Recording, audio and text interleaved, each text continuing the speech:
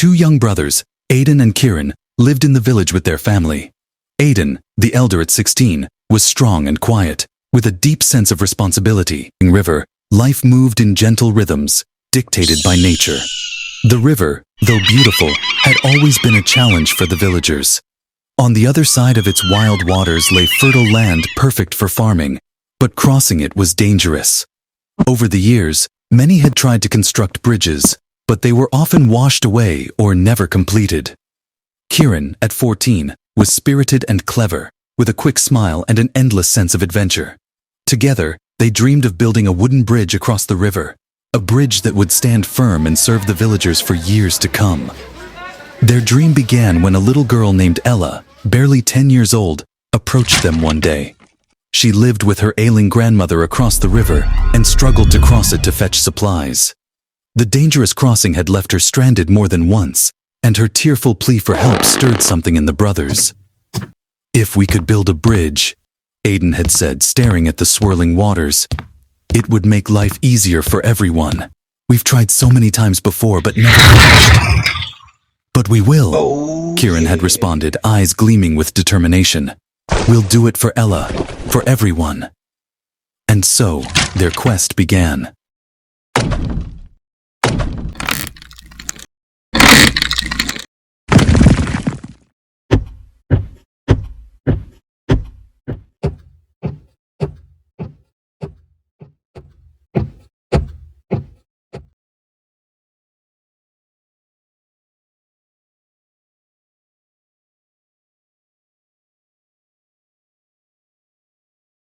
Armed with only a few old tools, the brothers ventured into the forest.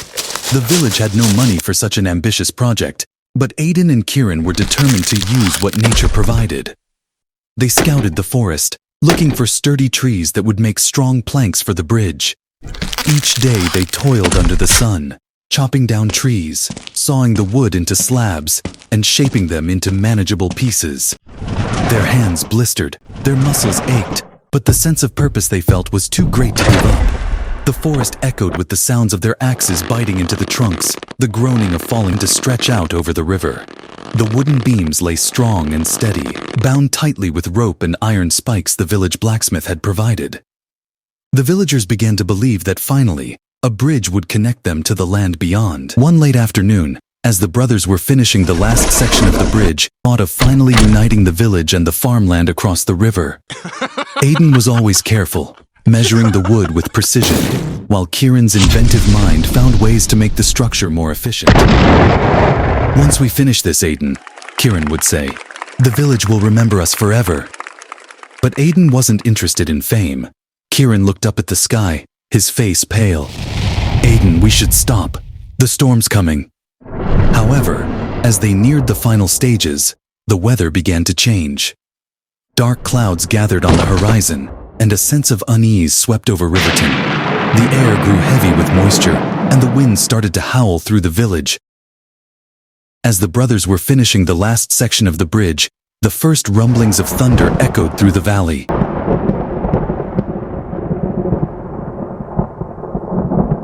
The storm raged on through the night, and the village was in chaos. People rushed to the riverbank, trying to spot any sign of Aiden. But the storm made it impossible. Aiden shook his head. "We're almost done. A little rain won't stop us now. We can finish this before it gets worse." Reluctantly, Kieran agreed, and they continued working, the sound of their hammers mixing with the growing wind. Ella stood nearby, watching anxiously as the storm approached. Her small figure standing on the bank of the river was a reminder of why they had started this project in the first place.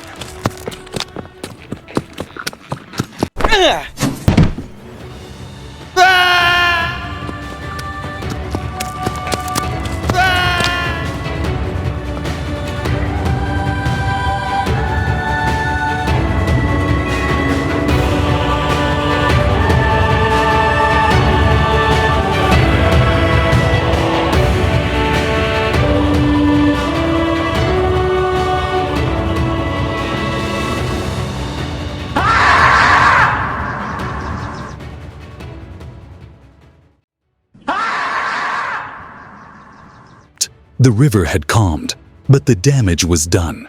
The bridge was gone, and so was Aiden. Kieran stood at the edge of the river, his eyes red and swollen from crying. Ella stood beside him, her small hand gripping his tightly. The villagers gathered around, silent in their grief. No one knew what to say. The bridge they had all hoped for was gone, and with it, the life of a boy who had sacrificed everything to build it. Days passed, and Aiden's body was eventually found downstream, caught in a tangle of branches. The village held a somber funeral for him, mourning the loss of not only a young man, but the dream he had represented. Kieran, devastated by his brother's death, struggled to find meaning in the tragedy. For weeks, Kieran could barely leave his home. Guilt gnawed at him, the image of Aiden falling into the river haunting his every moment. He blamed himself for not insisting they leave the bridge earlier, for not stopping the project before the storm hit. His grief was overwhelming, but in time, something began to shift inside him. One morning, Kieran stood at the riverbank, staring at the spot where the bridge had once stood. He could still hear Aiden's voice in his head, calm and steady, urging him to keep going, to finish what they had started. "I can't let this be the end," Kieran whispered to himself. Aiden wouldn't want that. With newfound determination, Kieran gathered the villagers. He spoke of his brother's dream, of the bridge that had nearly been completed, and of the promise it held for their future. "We can't give up," Kieran said, his voice strong despite the tears in his eyes. "Aiden gave his life for this. We owe it to him to finish what he started."